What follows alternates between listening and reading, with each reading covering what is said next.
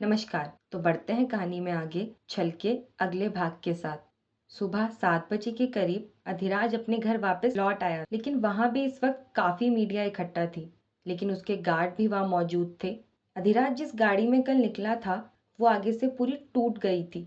अगर उसे मीडिया देख लेता तो और बात का बतंगड़ बनता, जिस पर मुकुल गार्ड से सभी को गेट से दूर करने के लिए कहकर अधिराज को पीछे ही रोक दूसरी गाड़ी से अंदर लेकर आता है और ड्राइवर से उस गाड़ी को पीछे के रास्ते अंदर लाने के लिए कहता है। सभी लोग अभी भी बैठक में ही थे। भूमि जी कई बार दरवाजे के पास आकर अधिराज को देख चुकी थी, लेकिन इस बार सामने से उन्हें अधिराज आता दिख जाता है। वो अंदर की ओर ही आ रहा था। मुकुल भी उसी के साथ था, पर उसके अंदर आते ही भूमि जी सबसे पहले महादेव के सामने हाथ जोड़ उनका शुक्रिया अदा करती है और फिर जल्दी से अधिराज के पास आकर उसका हाथ, चेहरा सब देखते हुए घबराते हुए ही कहती हैं, तू ठीक है ना? अपने गुस्से में कहीं खुद को कोई नुकसान पहुंचा कर नहीं आया है ना? क्यों करता है इतना गुस्सा कि पागल हो जाता है बिल्कुल। फिर ना किसी को देखता है ना किसी की सुनता है। तेरे लिए फिर चाहे कोई जिए मरे तुझे कोई परवाह नहीं। पर अधिराज अब उन्हें अपने गले लगाते हुए कहता है, मासा कैसी बात कर रही हैं आप? और हम बिल्कुल ठीक हैं।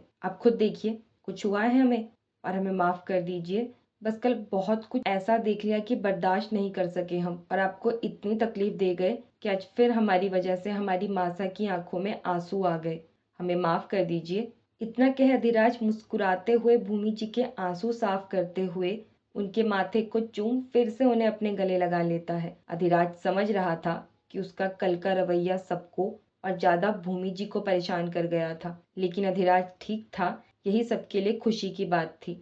तो अब दादी साहब भी अधिराज के पास आकर उसके सिर पर हाथ फेरती है तो वो उनके भी गले लग जाता है कि तभी अब अनुष्का हंसते हुए कहती है, मासा ये अधिराज का हर बार का है। पहले ही अपने गुस्से में सबको डराता है और फिर अपना ये मुस्कुराता मासूम चेहरा दिखाकर मना लेता है। लेकिन अब ना आपको इसके इस गुस्से का कोई इलाज ढूंढना होगा। मैं तो कहती हूँ ना मासा, मौली की शादी के बाद अगला नंबर अधिराज का ही है। तो अब ज्यादा रुकने से अच्छा है कि मौली की शादी के तुरंत बाद इनके पाँव में भी बेड़ियां डाल ही शादी करा दीजिए आप अब अपने लाडले की, और वो भी ऐसी लड़की से जो हमारे प्यारे देवर साह से भी ज्यादा खुखार हो। इन्हें अपने कंट्रोल में रखें वो, और जैसा गुस्सा ये हमें कल दिखाकर गए थे उससे भी दुगना गुस्सा वो दिखाकर इन्हें अपनी मनमर्जी करने से रोक दे। अब तो इन्हें सुधारने का यही सही तरीका है कि इनको भी गृहस्थी के जाल में फंसा दीजिए। जिस पर भूमि जी भी अपने आंसू साफ करते हुए दादी सा के साथ खड़े अधिराज को देखते हुए कहती है,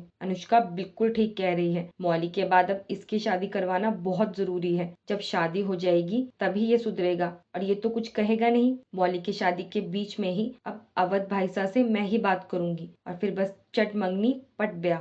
अरे किसकी चट मंगनी और पट ब्याह करवा रही हो भूमि? दादा सा की इस आवाज पर सभी पलटकर पीछे देखते हैं तो मौली हंसते हुए कहती है, दादा साहब आपके लाडले पोते के चट मंगनी और पट ब्याह की प्लानिंग चल रही है यहाँ। अरे वाह, ये तो बहुत अच्छी बात है। कहो तो अवध से आज ही बात करूं तो बेटी के विदा होते ही बहू घर ले आएंगे। पर तभी अधिराज अपने दादा सा के पास आकर कहता है, क्या दादा सा, आप भी मासा और भाभी सा की तरह बातें कर रहे हो? हम जब शादी करना चाहेंगे हम बता देंगे, लेकिन अभी यह टॉपिक यहीं बंद कीजिए। और भाभी सा को तो जलन होती है हमें सुखी देखने में, और हर बार भाभी सा ही सबको भड़काने का काम करती है। ओ देवर सा, आपके अच्छे के लिए ही बोल रही हूँ, वरना मुझे क्या, आप चाहे सन्यासी बन जाओ, मत करो शादी। मैं तो भला ही सोच रही हूँ, लेकिन जमाना ही कहाँ है भला सोचने का। जो करना है वो करो, और मैं तो भड़काने का काम करती हूँ ना, तो बात भी मत करना मुझसे अब। अनुष्का गुस्से से मुंह बनाते हुए कहती है और वहां से अपने कमरे की ओर चली जाती है। तो मौली हंसते हुए कहती है, मासा भाभी सा के मूड स्विंग्स इस बार कुछ ज्यादा ही तेजी से नहीं हो रहे?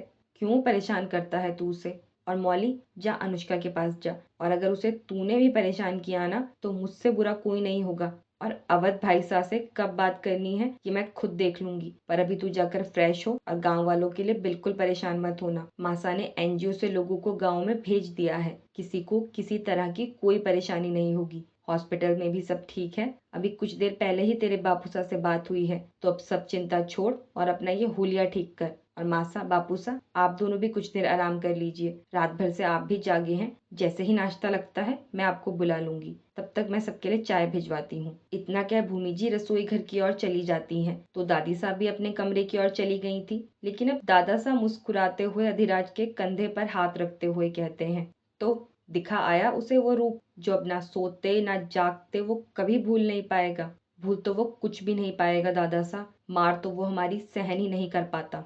इसलिए सिर्फ उसे आपका तोहफा 3 गोलियां सीधा छाती के आधा इंच दूर दे आए। जान हलक से बाहर आ गई थी उसकी कि कहीं गोलियां सीना ही ना चीर दे। उसे लगा हमारा निशाना चूक गया, लेकिन बता दिया उसे कि निशाना चूका नहीं बल्कि सिर्फ छोड़ा है एक मौका देकर। अगली बार गोलियां सीधा सीने पर उतरेंगी, और बता भी दिया कि गोलियां चलाना सिखाया किसने है। तो समझ गया होगा वो कि अगली बार मौका चाहकर भी नहीं मिलेगा। जिस पर दादा साहब हंसते हुए कहते हैं, राजनीति सिखा आया, आज तो गुंडे को गुंडा बन। तेरी समझदारी पर तो तेरे गुस्से में भी शक नहीं कर सकता, लेकिन बाकी सब डर जाते हैं। तो थोड़ा ध्यान रख, और अभी जितना हो सके मीडिया से दूर रहना। हॉस्पिटल भी मत आना तू अभी। मैं जा रहा हूँ हॉस्पिटल। अखिलेश से बात हुई मेरी, जितने घायल वहां आए थे सब ठीक हैं। 4-5 दिन में सबको डिस्चार्ज भी मिल जाएगा, और जो लोग सरकारी हॉस्पिटल में हैं वो सब भी ठीक हैं। विपक्ष बहुत हल्ला कर रहा है और सवाल भी उठेंगे। नया नहीं है तेरे लिए, पर फिर भी संभालना। और तू फ्रेश हो जा, आराम से नाश्ता कर, फिर अवध से मिल लेना। फोन आया था उसका, तेरा लग नहीं रहा था तो मुझे किया। यहाँ आने के लिए कह रहा था, पर उसके यहाँ आने से अच्छा तू वहीं जाकर उससे मिल ले। शादी का घर है, जितनी बात यहाँ कम ही उछले उतना अच्छा। दादा साहब के ये कहने पर अधिराज हाँ में सिर हिलाते हुए अब अपने कमरे की ओर चला जाता है। पर अभी भी जो रात उसने देखा वो दिमाग से निकालना बहुत मुश्किल हो रहा था उसके लिए। अपने कमरे में आकर वो अपना टॉवल लेकर बाथरूम में चला जाता है। भूमि जी सबके लिए नाश्ता लगवा रही थी। दादा साहब और मौली के जाने के बाद अखिलेश जी और नकुल घर वापस आने वाले थे, तो भूमि जी पहले उन्हें ही नाश्ता करने के लिए कहती हैं। दोनों तैयार होकर डाइनिंग एरिया में पहुंचे थे तो भूमि जी पहले उन्हें ही नाश्ता परोसती हैं। तब तक दादी साहब भी वहां आ गई थी। नहाकर कुछ देर मेडिटेशन के बाद अधिराज अभी मंदिर में अपने आराध्य की भक्ति में मगन था। आज कुछ देरी हो गई थी उसे, लेकिन ये उसका बचपन से चलता नित्य कर्म था। उसके शंख और घंटी की आवाज के साथ मिलती शिव स्तुति हर बेचैन मन को शांत कर सकती थी। आखिर में आरती कर वो सूर्य को अर्घ देकर अंदर वापस लौट आया था, तो एक सर्वेंट उसके हाथ से लोटा लेकर उसका कुर्ता उसे देता है, तो उसे पहनते हुए वो डाइनिंग एरिया की ओर आ गया था। पर जहाँ सब थे सिर्फ अनुष्का को छोड़कर। लेकिन अनुष्का को वहां ना देख वो भूमि जी से कहता है, मासा सब यहाँ है, भाभी सा क्यों नहीं आई अभी तक? पर उससे पहले ही मौली नाश्ता करते करते कहती है, क्यों? अभी तो अपनी खुशियों का दुश्मन बता रहा था तू उन्हें, तो अब क्या हुआ? आराम से नाश्ता कर। पर भूमि जी मौली को डांटते हुए कहती हैं, मौली चुपचाप नाश्ता कर, और तू भी बैठ धीरज। अनुष्का अपने कमरे में ही नाश्ता कर रही है। कमर में दर्द है उसके थोड़ा, तो मैंने मना कर दिया उसे नीचे आने से। उसका नाश्ता कमरे में ही भिजवा दिया है, वो नाश्ता कर रही है, तू भी नाश्ता कर। जिस पर अधिराज हाँ में सिर हिला देता है और भूमि जी उसे भी नाश्ता परोस देती हैं। नाश्ता कर दादा सा और मौली हॉस्पिटल के लिए निकल जाते हैं। अधिराज को भी अवध जी और अर्जुन दोनों से मिलना था, तो वो भी तैयार होने अपने कमरे की ओर आ जाता है। पर अपने कमरे में जाने से पहले वो अनुष्का के कमरे की ओर मुड़ जाता है, जिसके कमरे का दरवाजा खुला था और अनुष्का अपने बेड पर पीछे की ओर सर लगाए आंखें बंद किए बैठी थी। अधिराज नॉक नहीं करता, सीधा अंदर की ओर आ जाता है और अनुष्का के पाँव के पास बैठ धीरे धीरे उसके पाँव दबाने लगता है। अनुष्का के पाँव में सूजन नजर आ रही थी, लेकिन इस तरह अधिराज के उसके पाँव दबाने पर अनुष्का आंखें बंद किए हुए ही मुस्कुरा रही थी। कुछ देर तो वो कुछ नहीं कहती, पर फिर अपनी आंखें खोल अपने पाँव से अधिराज के हाथ हटाते हुए कहती है, तुझे आज कहीं जाना नहीं है? काम नहीं है तेरे पास जो मेरे पाँव लेकर बैठ गया? और सिर्फ थोड़ी सूजन है, इनमें दर्द नहीं है। अभी नमक के पानी से सेकूंगी तो ये भी चली जाएगी।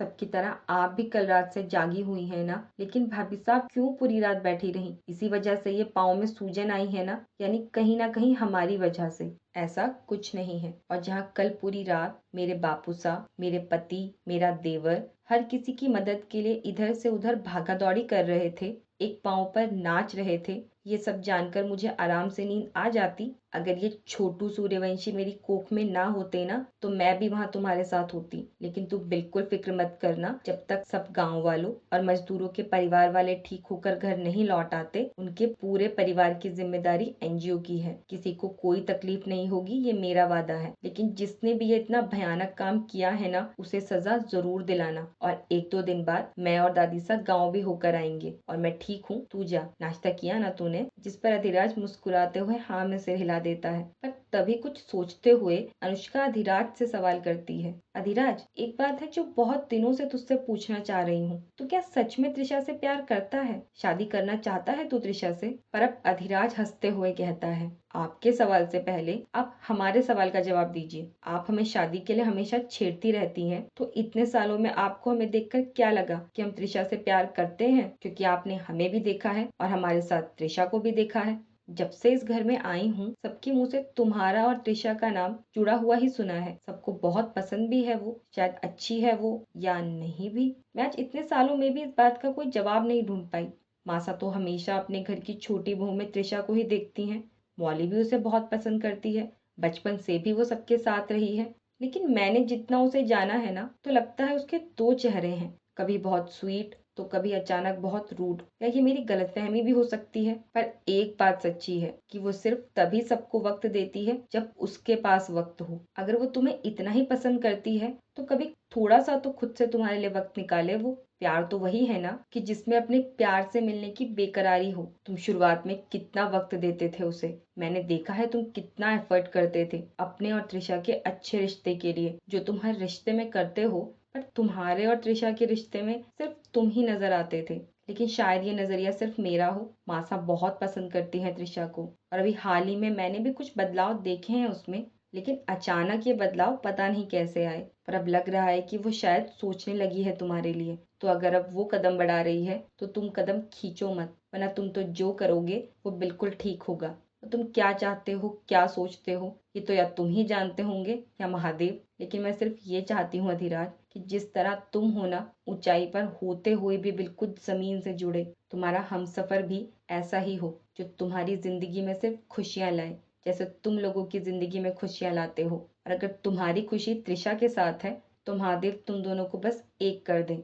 लेकिन अब जब त्रिशा कदम बढ़ा रही है, कोशिश कर रही है, तो तुम कदम पीछे मत खींचना। तुम ये सोच रहे होंगे कि मैं आज ही ये बात क्यों कर रही हूँ, क्योंकि पहले मैंने कभी त्रिशा को पहल करते नहीं देखा। लेकिन अब वो कोशिश कर रही है, अपना सारा काम देखते हुए भी वो तुम्हारे लिए कोशिश करना चाह रही है, यानी तुम मैटर करते हो उसके लिए। तो अधिराज एक मौका तो वो भी डिजर्व करती है। अनुष्का की बात खत्म होते ही अधिराज दो पल रुक उसका हाथ अपने हाथों में लेते हुए कहता है, भाभी साहब, रिश्ता दोनों ओर से मिलते साथ और विश्वास से होता है। हमने कई साल कोशिश की कि हम पहले अच्छे दोस्त तो रहें। हम जानते हैं कि मासा की भावनाएं जुड़ी हैं त्रिशा के साथ, और हम ये नहीं कह रहे कि त्रिशा बुरी है, लेकिन शायद हमारा और उसका कोई तालमेल नहीं है। हमारे लिए प्यार हमारी शक्ति है, जिसके लिए हम हों, और हमारे लिए सिर्फ वो। हम आपका और भाईसा का प्यार देखते हैं। आप दोनों भी अपने अपने कामों में बिजी रहते हैं, लेकिन पूरे दिन का एक वक्त आता है जब आप सिर्फ एक दूसरे के होते हैं। बस हमें यही तो चाहिए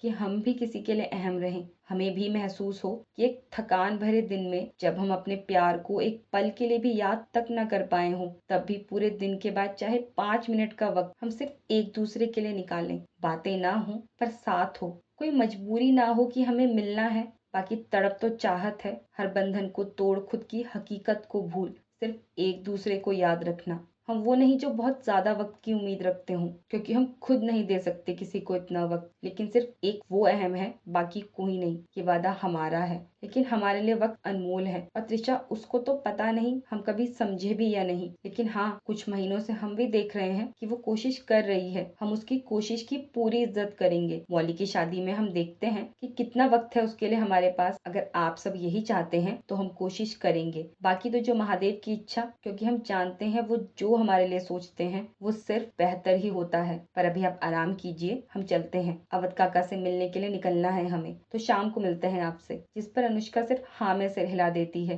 और अधिराज उसके कमरे से निकल जाता है। तो अब अनुष्का अपना फोन उठा त्रिशा को फोन लगाती है, जिसे वो दूसरी ही बैल में उठाते हुए जल्दबाजी में कहती है, भाभी साहब, बात हुई आपकी अधिराज से? क्या कहा उसने? त्रिशा, मैंने कोशिश की है, वो मान गया है तुम्हें एक और मौका देने को। बात करेगा वो तुमसे। आज जो हुआ वो तुम्हें पता चल गया होगा, अभी परेशान है वो थोड़ा, लेकिन बात करेगा वो तुमसे। त्रिशा, इसके बाद अधिराज को कभी तकलीफ मत पहुंचाना। उसका दिल मासूम है, बहुत ज्यादा वो एक्सपेक्ट नहीं करता, सिर्फ 7 मायने रखता है उसके लिए। पर अगर इस बार उसके दिल को ठेस पहुंची तो फिर कोई कुछ नहीं कर पाएगा, और उसे तकलीफ हुई तो मैं खुद को कभी माफ नहीं कर पाऊंगी, और न कभी तुम्हें। तो हमारे अधिराज को कोई तकलीफ मत देना। भाभी साहब, मैं सच में अब कभी अधिराज को अपनी तरफ से कोई तकलीफ पहुंचने नहीं दूंगी। मैं जानती हूँ उसके लिए सबसे ज्यादा जरूरी वक्त है और मैं कभी इस बात के लिए उसको खुद से दूर नहीं जाने दूंगी। I promise. ठीक है, महादेव तुम दोनों के साथ हैं और देखना जल्द ही वो तुम दोनों को एक कर देंगे। अनुष्का मुस्कुराते हुए कहती है तो त्रिशा भी खुश हो जाती है, लेकिन आज फिर वो अपने प्यार को पाने के लिए किसी दूसरे के कंधे का सहारा ले रही थी। पर क्या लिखा था महादेव ने अधिराज और त्रिशा की किस्मत में, ये तो महादेव ही जानते थे। वहीं ठीक 11 बजे अंगद और मैथिली एसएसपी ऑफिस पहुंच गए थे। अंगद के दोस्त ने उन्हें ठीक 11 बजे वहां पहुंचने के लिए कहा था, तो मैथिली कॉलेज से 1 घंटे की लीव लेकर अंगद के साथ एसएसपी ऑफिस पहुंच गई थी। तो अब अंगद बाहर ही खड़े होकर पहले अपने दोस्त को फोन करता है और उसे बताता है कि वो पहुंच गए हैं, तो उन्हें कहाँ पर आकर उससे मिलना है। तो अंगद का दोस्त उन्हें बाहर ही रुकने और खुद उनके पास बाहर आने की बात कहता है। पर आज यहाँ काफी हलचल नजर आ रही थी, काफी भीड़ थी वहाँ और गेट के पास मीडिया भी जमा था। वो सबको देख रहे थे कि तभी अंगद का दोस्त जल्दी से बाहर आकर अंगद को फोन कर उन्हें बिल्कुल गेट के पास आने के लिए कहता है। जिस पर वो दोनों गेट के पास आते हैं तो अंगद का दोस्त अंगद को देख हाथ हिलाते हुए किनारे की ओर बुलाता है, तो दोनों उनके पास पहुंच जाते हैं। अंगद उससे मिलता है तो मैथिली उसे हाय कहती है, लेकिन वो जल्दी जल्दी उनसे कहता है, सॉरी यार अंगद, आज तो एसएसपी सर से मिलना नामुमकिन है। वो कल रात गांव में करंट फैलने की न्यूज देखी होगी तुमने, तो बस उसी को लेकर हड़कंप मचा है और एसएसपी सर सुबह से मीटिंग में है और अभी भी एमपी सर और कुछ और नेता उनसे मिलने आने वाले हैं, तभी यहाँ इतनी मीडिया जमा है।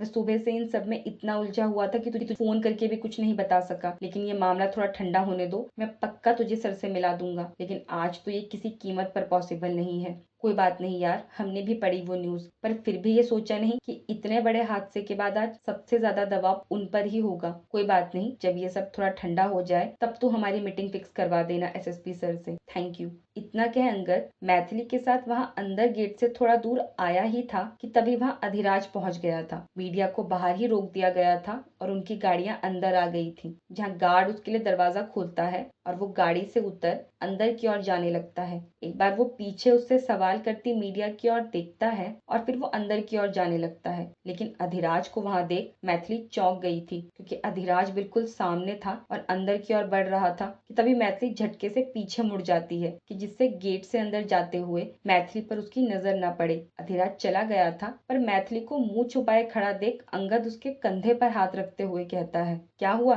तू ऐसे मुंह छुपाकर क्यों खड़ी हो गई? अरे सामने देखा नहीं अभी कौन थे? अधिराज, मौली भाभी के भाई। अगर गलती से भी उनकी नजर पड़ जाती ना मुझ पर तो बात भाई तक पहुंचने में देर नहीं लगती। पर मैथिली की बात सुनते ही अंगद हंसते हुए कहता है, ओह सपनों की रानी, सपनों से बाहर आ, ये एमपी अधिराज सूर्यवंशी हैं, तेरे काका नहीं जो चारों ओर नजर गड़ाए बैठे होंगे कि कहाँ उन्हें मैथिली दिख जाए और वो ढिंढोरा पीट पीट कर पूरे गाँव में खबर फैला दे कि उन्होंने मैथिली महेश्वरी को एसएसपी ऑफिस में देखा था। और इतनी भीड़ में वो तुझे ही तो ढूंढ रहे होंगे ना कि मेरी बहन की ननद यहाँ होगी, और घर जाकर फिर मिर्च मसाला लगाकर एक लंबा डिस्कशन किया जाएगा, मतलब कुछ भी। हाँ, अंगद जोर से हंसते हुए कहता है। तो अब अपनी इस हरकत पर मैथिली को खुद भी हंसी आ रही थी कि वो क्या सोच रही थी। एक बार ही मिलने पर मैथिली की शक्ल उसे याद हो गई होगी और इतनी भीड़ में क्या वो उसे ही देख रहा था। जिसके बाद अंगद हंसते हुए उसे अपनी गाड़ी की ओर चलने के लिए कहता है, तो हंसते हुए वो भी उसके साथ चल दी थी, लेकिन जिस काम के लिए वो यहाँ आए थे वो काम तो हो ही नहीं पाया था। फिर अंगद वहां से निकल मैथिली को उसके कॉलेज छोड़ता है और खुद अपने ऑफिस के लिए निकल जाता है।